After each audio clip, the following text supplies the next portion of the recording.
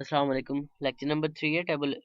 इसमें हम क्या पढ़ेंगे? Tabulation, simple bar chart, pie chart और मल्टीपल चार्ट्स। सबसे पहले तो डेटा को देखते चलें। डेटा है क्या? डेटा हमारे पास दो तरह का होता है, क्वांटिटेटिव भी, क्वालिटेटिव भी। क्वांटिटेटिव में हमारे पास क्या है? क्वांटिटी होती है, यानी उसमें डिस्क्रीट भी हो सकता है, कंटिन्यूस भी हो सकता है।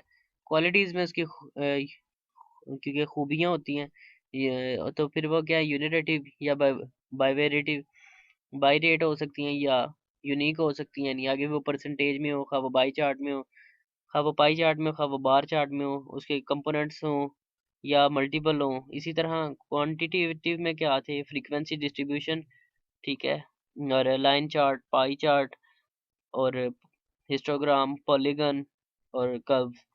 तो क्वालिटेटिव में हमारे पास जो ये दी हुई हैं, आगे हमारे पास ये क्वालिटीज दी हुई हैं। सिंपल टेबल है, ये इतना मुश्किल नहीं है। ये हमारे पास पाई चार्ट होता है, ये ऊपर वाले डेटा से निकाला हुआ है। बार चार्ट हमारे पास सिंपल बार होते हैं, यानी लंबी लाइंस होती हैं, ये हमारे पास दिया हुआ है। और ये उसने ऊपर जो डेटा दिया उसका टेबल बनाया हुआ है। उसके बाद सेम इसी तरह ये हमारे पास एक, इसे हिस्टोग्राम भी कहते हैं, ये परसेंटेज दी हुई है और डेटा ऊपर दिया हुआ है, उसका निकाला हुआ टेबल। ये चूंकि बनाने नहीं है इसलिए मैं समझा नहीं रहा इस तरह से। लेक्चर नंबर 4 में हमारे पास क्या है? यहाँ पे उसने रेंज मालूम की हुई है, इनिशियल और ये मैक्सिमम, यानी रेंज बराबर होती है maximum value minus minimum value. ठीक है, मैक्सिमम इसमें सबसे बड़ी वैल्यू 39.9 है और मिनिमम इसमें 36.3 है। तो इसलिए सॉरी, ये सारा टेबल है, मैं समझे ये सिर्फ एक लाइन है।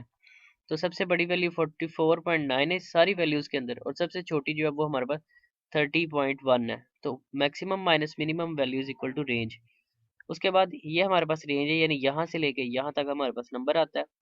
और उसके बाद ये अपर क्लास और लोअर क्लास कैसे मालूम करते हैं? इसमें हम 0.5 कम करते जाते हैं, दूसरी में 0.5 प्लस करते जाते हैं, तो हमारे पास ये नंबर आते हैं। और हर नंबर, आगे वाला नंबर सेम होता है और फिर आगे इस तरह लिखते हैं। नीचे टेबल आया तो मैं आप लोगों को वहाँ समझा दूंगा। ये बेसिकली है फ्रीक्वेंसी डिस्ट्रीब्यूशन टेबल। ये टैली निशान होता है, इसे टैली मार्क कहते हैं। इसकी क्लास की ये लोअर लिमिट है, ये इस क्लास की अपर लिमिट है। इसकी फ्रीक्वेंसी उसने कहा 2 है, 30.0 से लेके 32.9 तक सिर्फ दो नंबर आए। ऊपर उसने डेटा दिया हुआ रैंडम डेटा, उसमें से सिर्फ इतनी वैल्यूज निकालनी है जो 30 और 32 के दरमियान आए, यानी 30 भी आ सकता है, 31 भी आ सकता है और 32 भी आ सकता है। और इसी तरह 33 से लेके 35 तक जितने नंबर आए, 33, 33, 33, बेशक तीन आ गए, 34 और 35, यानी इस तरह करके नंबर निकालने हैं।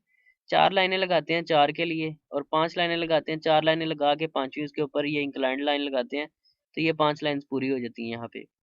तो इस तरह आपने 10, 5 और 5, 10, 10 और 4, 14 ये आपने निकाल ली। इसी तरह आगे है फ्रीक्वेंसी डिस्ट्रीब्यूशन टेबल के लिए। आगे ये हमारे पास फिर पाई चार्ट है, बार चार्ट है, हिस्टोग्राम भी से कहते हैं। फिर ये क्लास बाउंड्रीज दी हुई हैं। मिड पॉइंट कैसे मालूम करते हैं? पहली और दूसरी वैल्यू को सम करते हैं और डिवाइडेड बाय 2 करते हैं, ये हमारे पास रिजल्ट आते जाते हैं। और ये फ्रीक्वेंसी उसने दी हुई है। ये बेसिकली पॉलीगन कहलाता है, पॉली कहते हैं मैनी को, गन्स कहते हैं डॉट्स को। ये मिड पॉइंट और फ्रीक्वेंसी से बनता है। फ्रीक्वेंसी अलोंग वाई एक्सिस होती है और mid point along x axis होते हैं, यानी एक्स एक्सिस और उसकी वैल्यू हम निकालते हैं। जैसे कि 0 से लेके 28.45 तक, ये 28.45 और ये 0 है, इसलिए यहाँ पे 31.45 से लेके 2 तक अगर है तो यहाँ पे बाद में इस तरह कर करके उनके पॉइंट्स मिला के ये ग्राफ बनता है। इसे कहते हैं पॉलीगन, पॉली कहते हैं मैनी को, गन्स कहते हैं डॉट्स को। तो इस तरह ये बनता है आप लोगों का ये टेबल। इसी तरह बाकी वैल्यूज इसमें से निकाली हुई हैं, 31.45 से लेके 2 तक और 4 से लेके 34.5 तक, यानी 4 से लेके ये 34.4 और ये 4 है, यहाँ मिलाया। मिलाने के बाद आपने उसमें से लाइन गुजारी और आखिरी 46.45 से लेके 0 तक होगा, तो ये मिलाया।